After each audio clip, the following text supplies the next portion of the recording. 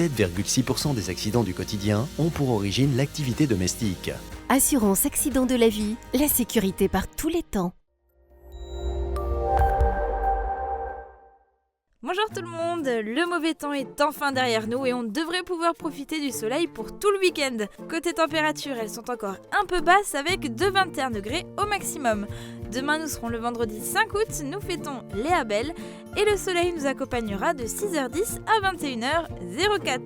Et tout de suite, on vous met l'eau à la bouche avec Thierry Bréninger du restaurant Le Petit Thierry, puis laissez-vous emporter par la lecture de La Brème d'Or de Jacques Young. Très bonne journée à tous sur Mosaïque.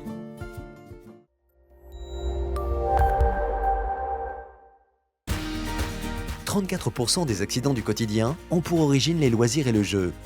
Assurance accident de la vie, la sécurité par tous les temps.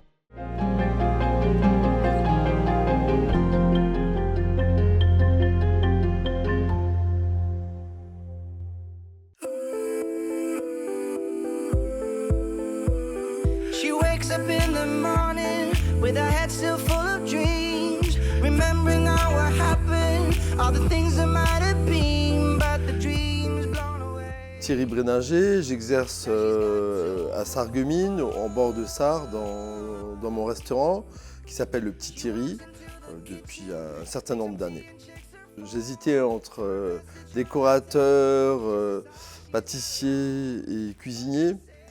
Et en fait, j'ai fait quelques stages et je me suis orienté dans la cuisine, mais plus par rapport à la pâtisserie au début.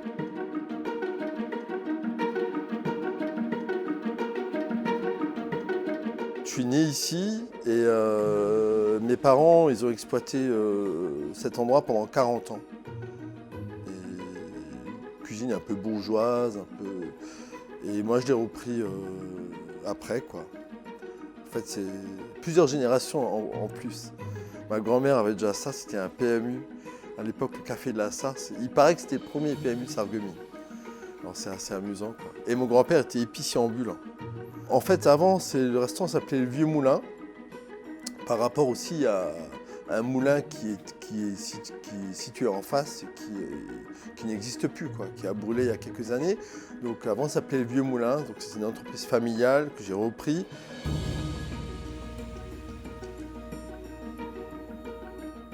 En faisant bêtement du rangement un jour, je suis tombé sur une photo de moi quand j'étais tout petit, où je jouais avec une cuillère en bois et que j'avais une toque sur la tête, une toque en tissu à l'époque. Et quand j'ai vu cette photo, j'ai dit voilà, Le Petit Thierry, c'est le nom qui conviendra parfaitement à l'établissement et ça fera une vraie cassure par rapport au passé, parce que je voulais tourner la page et vraiment passer à autre chose, quoi.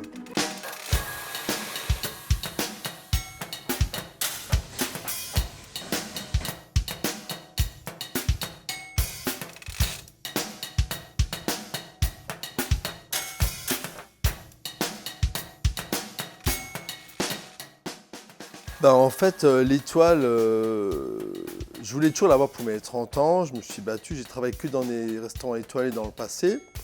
Et donc, du coup, quand je l'ai eu pour mes 31 ans, c'était fabuleux, c'était mon rêve.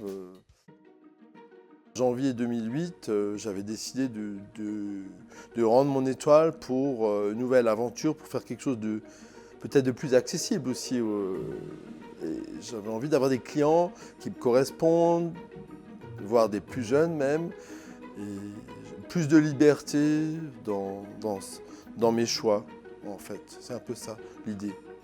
Quand on fait mon métier, on est à la recherche de quoi? De bons produits, de bonnes saveurs, de choses simples ou moins, mais du moins de bonnes saveurs et le produit surtout. Et dans l'épicerie, je m'y retrouve un peu parce qu'il y a ces bons produits qu'on va trouver aux quatre coins de la France, voire à l'étranger, en Italie. Et donc du coup, c'est un complément. Et ça donne une âme aussi. Je trouve que les produits d'épicerie dans un restaurant, je trouve que ça complète un peu, ça donne une chaleur et je trouve ça assez amusant en fait. Voilà. L'épicier, c'est... Jouer à l'épicier, c'est... Quand on était petit, on jouait à l'épicier, quoi. C'est un peu ça, c'est un retour en enfance, quoi.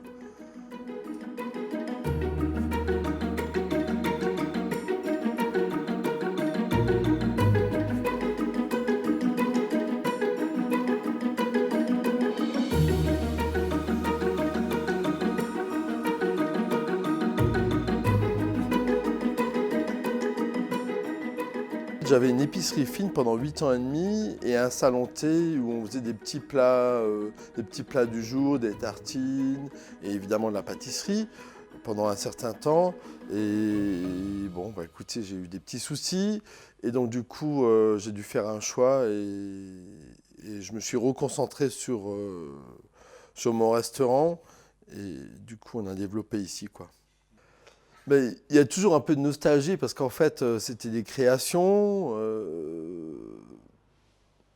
Quand on fait quelque chose, on y tient.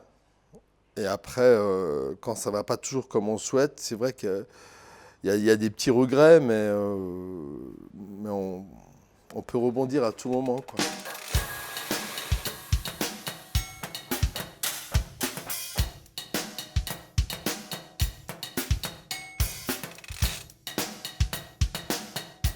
Gérer une équipe, ça fait partie de mon métier. C'est pas toujours très amusant de donner des directives, de surveiller, de manager. Ça, c'est un autre métier.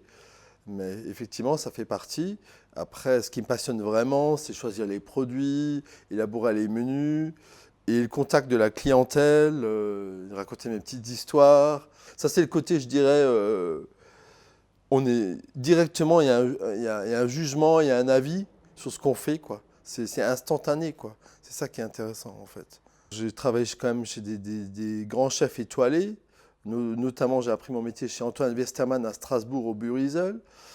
Chez Christian Constant au Crillon, à l'époque à Paris. Enfin, j'ai fait un petit parcours à Landsbourg, chez Cathy Klein et bien d'autres. Et je dois dire que chacun de ces grands chefs, ils m'ont donné quelque chose, certains un peu plus, mais ça c'est de l'ordre, je dirais, plus émotionnel, ou c'est plus intime dans le sens où il y a vraiment eu des échanges intéressants. Et après, l'expérience, au bout de 30 ans, fait qu'il y a des choses comme ça qui viennent. Il y a certains jours où on a des idées, et donc là, en général, quand j'ai des idées, je les mets sur un bout de papier. Et comme on change la carte régulièrement toutes les semaines, il faut toujours avoir une source d'inspiration. Les idées viennent finalement facilement, quoi. She wakes up in the morning with her head still full of dreams, remembering all what happened, all the things that might have been, but the dreams blown away. Now she's got to move on.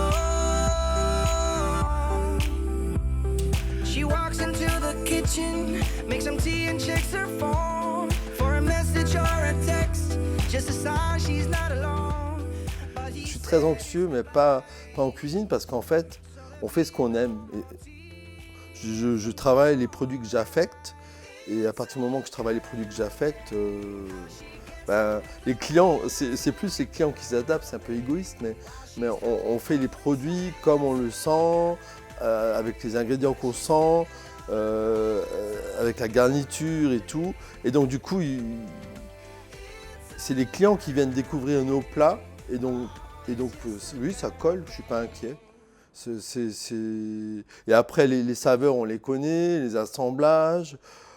Après, effectivement, il y a peut-être certains plats qui peuvent moins plaire parce qu'on a des idées des fois du moment, quoi. Mais en général, il n'y a pas trop de risques quand même. C'est toujours plus ou moins bien réussi. Je pense que de ce côté-là, il n'y a pas de souci. Et après, quand on l'imagine le plat, on le prépare, et après, on peut modifier toujours si... On se dit, ah bah tiens, j'ai pas pensé à ça, alors je vais enlever tel produit ou rajouter un autre produit, ou quelquefois c'est juste une question de présentation. Des fois, ça tient un peu de choses pour que le plat il soit parfait, quoi, en fait.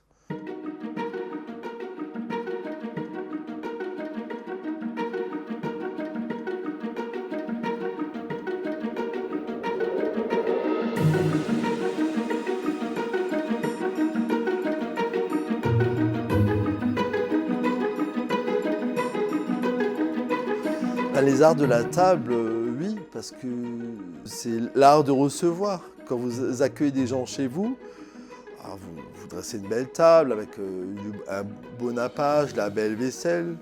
Puis je dois dire que dans la région, on est quand même assez gâtés avec les cristalleries et tout ça. Je veux dire, donc l'art de la table, lui, c'est l'art de recevoir, l'art de faire plaisir avant tout. Donc oui, on est un peu artiste, mais il y a plein d'artistes si on regarde autour de nous. Rien n'est jamais acquis, ça c'est sûr, parce que la vie professionnelle ou la vie intime, c'est un combat, c'est vraiment... tous les jours, il y a une remise en question. Je crois que on est fort, mais en même temps, on peut être très faible, quoi.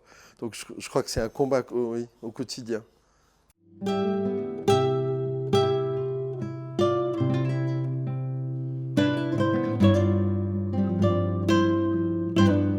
Le moment le plus intense, c'est vraiment quand j'ai eu l'étoile, quoi. J'ai pleuré comme un enfant de 5 ans.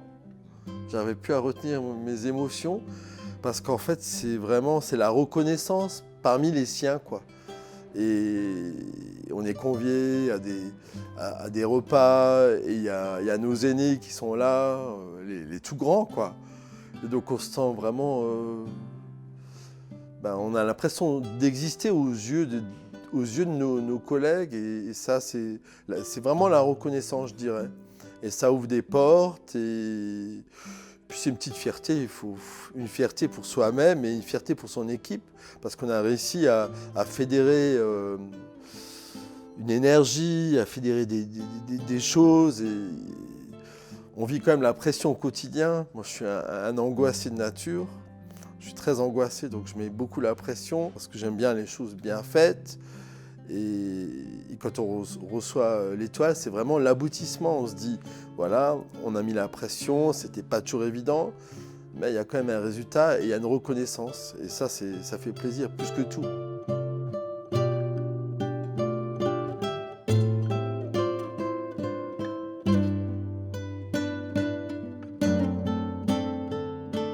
Mes clients, au final, c'est tout le monde, hein.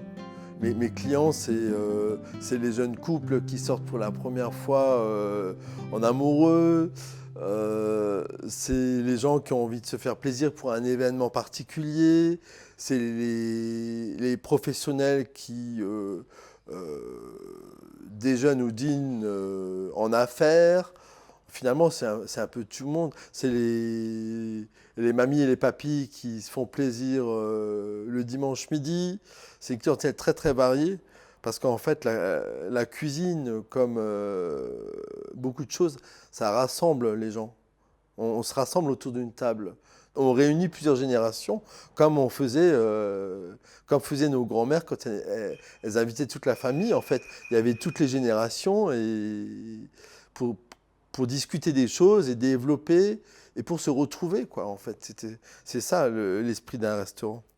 C'est se retrouver pour parler des choses.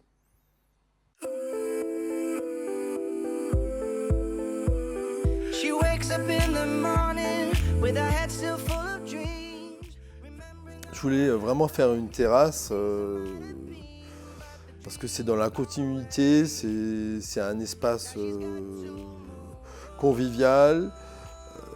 L'endroit, je l'avais, il était juste pas aménagé. Et c'est surtout un plus pour les gens qui veulent être dehors en été. Et aussi, j'avais envie de faire une déco un peu sympa, un mélange de matières en fait, de pierre, de bois. Je voulais que ça me ressemble, hein, parce que ça c'est vraiment le restaurant actuel. C'est un restaurant qui a quand même 40-50 ans.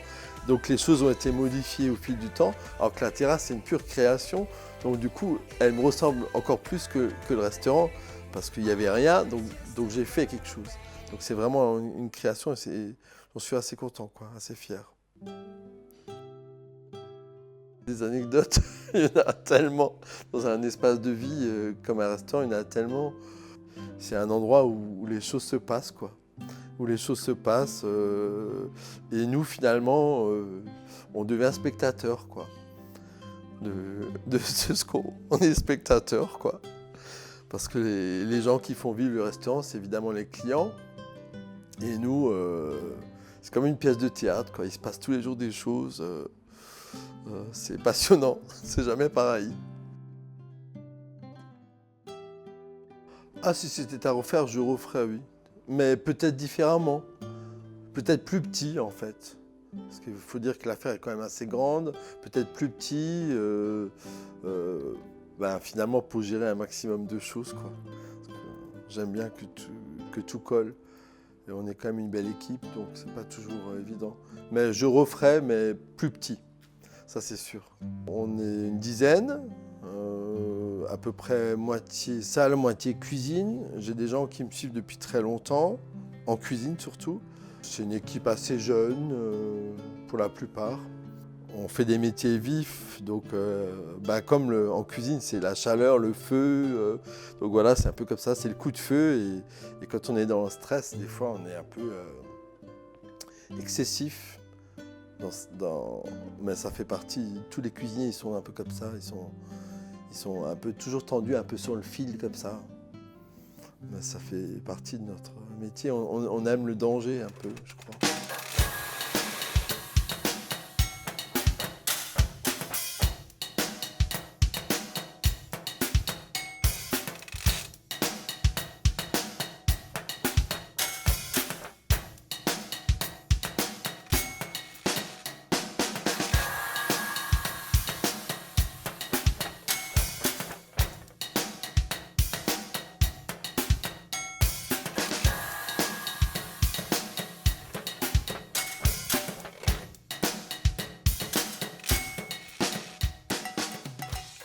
Je me souhaite que ça marche, qu'on s'épanouisse ensemble, parce que avant tout c'est un travail d'équipe. Seul, je fais rien, strictement rien. Voilà, qu'on arrive à satisfaire un maximum de clients pour aller de l'avant, pour développer l'endroit, parce qu'il y a mille et une choses encore à faire. Et donc pour les faire, il faut du succès, évidemment. Et que chacun se sente bien dans son rôle, quoi, au sein de l'équipe, quoi. C'est important.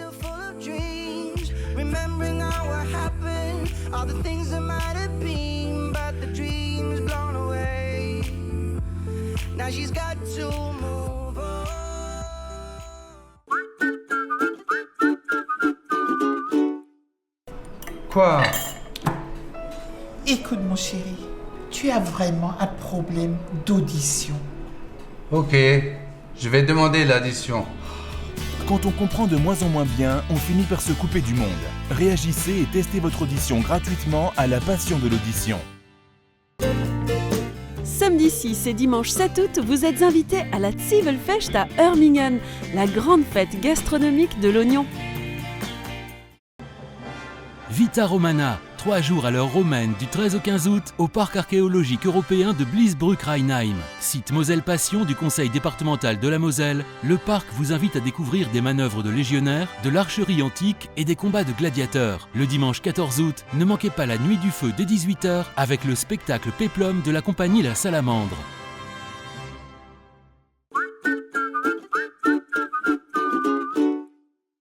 Bien-être, hygiène, consommables, équipement de la maison. AVS Médical, notre métier, vous accompagner. De la cave au grenier, le savoir-faire Firsch Menuiserie à tous les étages. Des solutions innovantes pour l'éducation, ID Réseau vous accompagne dans l'apprentissage. Au club Bouygues de Sarreguemines, Forbach et Saint-Avold, vous profitez du plus grand réseau 4G de France, de la puissance de la fibre et d'un large choix de téléphones portables. Jean-Michel, votre conseiller isolation. Construction, aménagement, génie bois, une équipe de pros.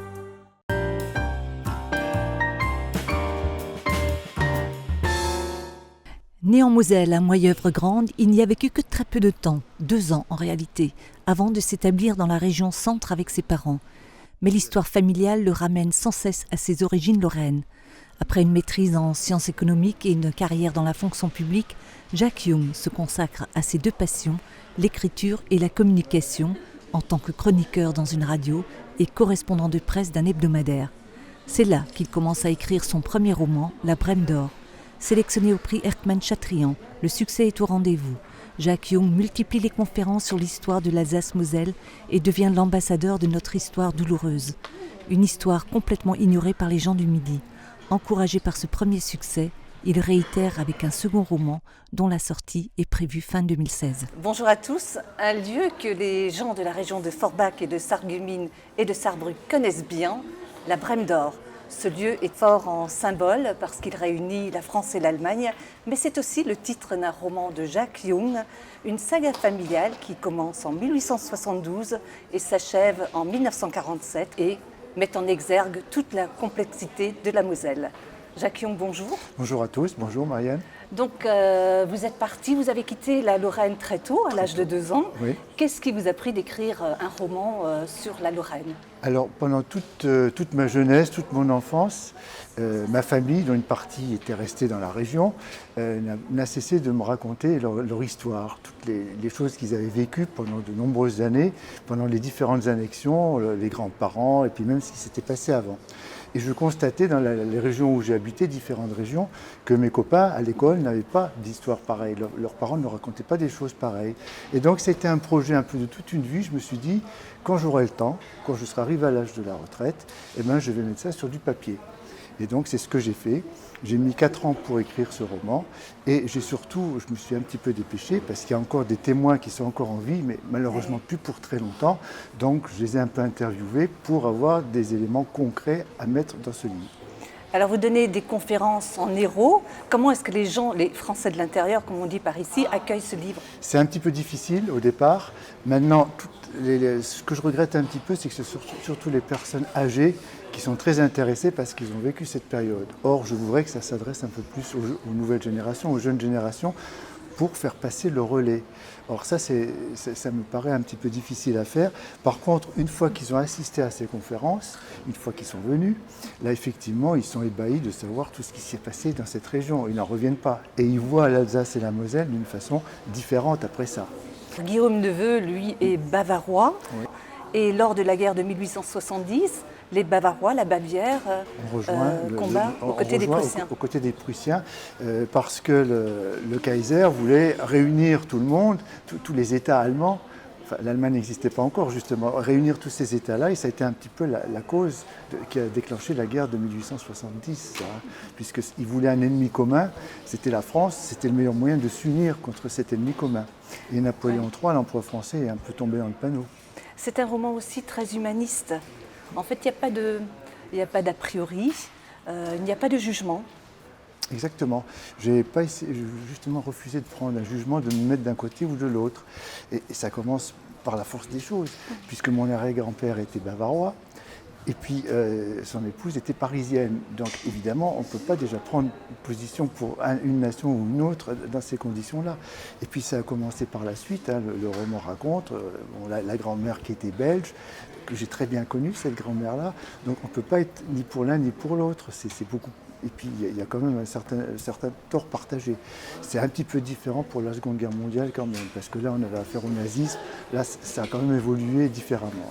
Alors il faut reconnaître que ce couple que forment Guillaume et Joséphine est quand même très particulier et dans une région qui est très schizophrène, puisque un jour allemand, un jour français, etc. Et il résiste bien, ce couple. Il résiste bien, justement. Alors, quand même, je le dis dans le roman, au bout d'un certain nombre d'années, il y avait un sujet tabou, on ne parlait plus de ça, on ne parlait plus de politique. C'était le meilleur moyen pour que ça ne pose pas de problème. Parce qu'ils avaient tous les deux une sacrée personnalité, donc ça se passait quand même assez difficilement. En mars 1945, les Américains libèrent Styrin. Guillaume Neveu et sa famille habitent dans cette commune, à la frontière de l'Allemagne. La rencontre entre les libérateurs et les autochtones n'est pas aussi évidente qu'à Paris. Écoutez. Arrivé devant notre porte, un soldat américain tira une rafale de mitraillettes dans le couloir. Un acte irresponsable qui aurait pu tuer un ou plusieurs d'entre nous. Les coups de feu ayant cessé, nous commençâmes prudemment à remonter de notre cave, hébétés, le visage hâve, nous marchions dans le couloir jonché d'un matelas de douilles.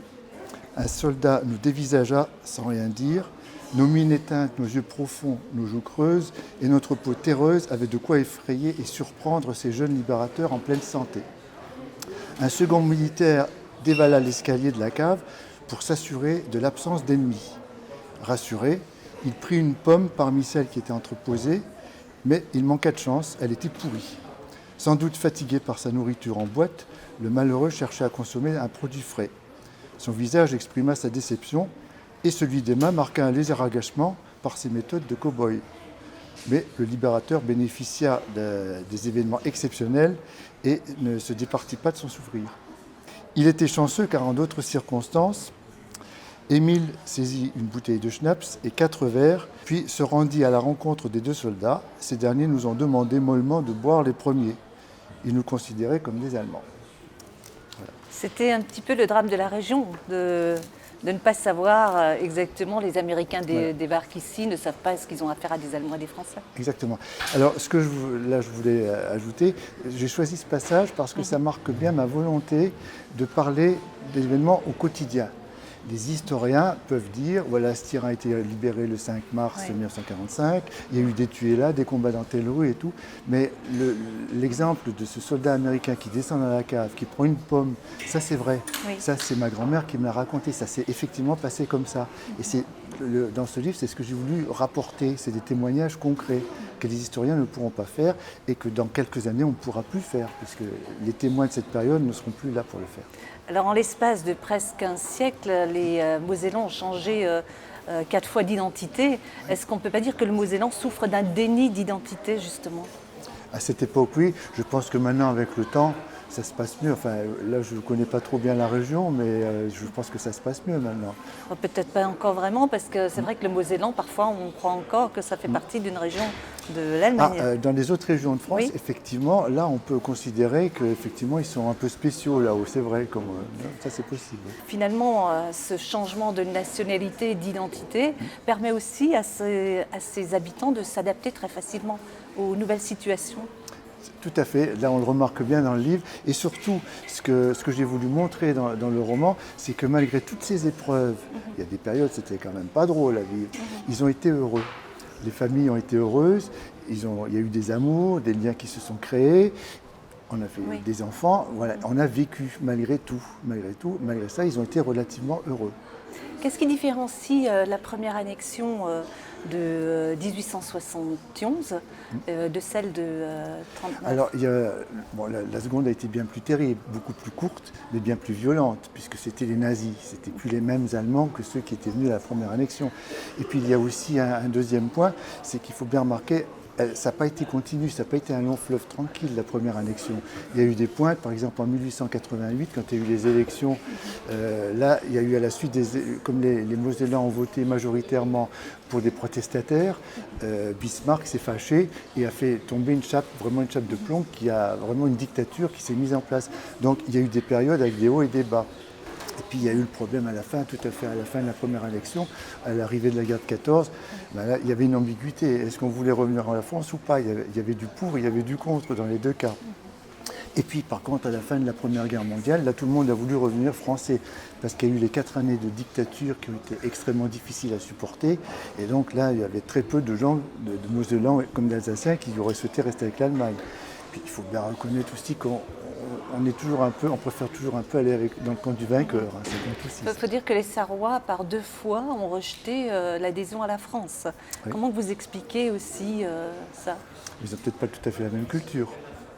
De la Moselle, peut-être plutôt aussi. Je dirais plutôt entre les Mosellans, enfin en tout cas la Moselle-Est et les Sarrois, c'est à peu près la même culture. C'est à peu près la même culture, mais ils sont plus... comment vous expliquez ? Est-ce que ça peut venir de l'envahisseur, peut-être trop arrogant ? Historiquement, d'abord, c'était eux les envahisseurs, là. Donc, c'était les Mosellans qui ont été envahis, donc on réagit différemment. On leur a imposé. Et puis, il y a quand même une différence, c'est qu'on n'a jamais demandé l'avis des Mosellans. Voilà, il n'y a jamais eu de référendum, comme ça a été le cas en 1935 pour les Sarrois. Bon, je sais qu'ils ont voté à plus de 90% pour l'attachement à l'Allemagne. Il faut dire que les Français, les troupes françaises qui étaient en Sarre n'étaient pas très tendres non plus avec la population sarroise. Il y a eu un problème quand ils ont occupé la Sarre. Effectivement, ça s'est relativement mal passé quand même. Il y a eu des heurts. Alors la Brème d'Or, c'est aussi un endroit qui a un passé douloureux. La guerre de 70. Voilà, déjà. Il y a eu un camp de transit. Il y a eu un camp de transit pendant la Seconde Guerre mondiale. Alors, j'informe tout ça dans les autres régions de France parce que je ne fais pas des conférences que dans l'Hérault. Oui. Donc ce nom de la Brème d'Or, personne ne le connaît. Il faut déjà expliquer d'où il vient. Et d'où vient ce nom de Brème d'Or? C'est la princesse Hélène de Mecklembourg qui a donc épousé le duc d'Orléans au début du 19e siècle. Et elle a trouvé le quartier sympathique. Elle a donné ce nom-là de Brème d'Or à ce quartier-là. C'est venu comme ça. Pour la petite histoire, cette princesse, c'est elle qui a fait venir en France la tradition du sapin de Noël. Donc voilà. Ah d'accord. Donc, ça vient de là. Et sur ce camp de transit, qu'est-ce qu'on peut dire? Parce qu'actuellement, je crois qu'il y a un hôtel qui a été construit. Il y a un hôtel et puis il est fléché. Mais la première fois que je suis venu, moi, à Styrin, j'ai eu du mal à le trouver. Il est du côté allemand? Oui, il est du côté allemand. Donc il est juste fléché en petit, c'est au milieu d'une zone commerciale, artisanale. On en fait peu de cas, c'est un terrain vague. Bon, il y a des photos, effectivement, mais c'est sûr qu'on n'en fait pas, je trouve, à mon point de vue, qu'on n'en fait pas une très grande publicité, vu ce qui s'y est passé. Alors il semblerait que Stéphane Hessel y est passé. C'est possible. Oui, d'accord. C'est possible, ça, je ne sais pas. Je vous apprends quelque chose. Oui, là, vous m'apprenez. Alors, merci Jacques Young d'avoir assisté à cette émission et d'être venu nous présenter votre livre. Merci. Donc, je rappelle, La Brème d'Or est publié aux éditions Amalthée. Donc, on le trouve dans les bibliothèques, bien sûr, et puis dans toutes les librairies. Il peut être commandé dans toutes les librairies. Voilà, merci encore, Merci. et puis à très bientôt entre les lignes. Merci.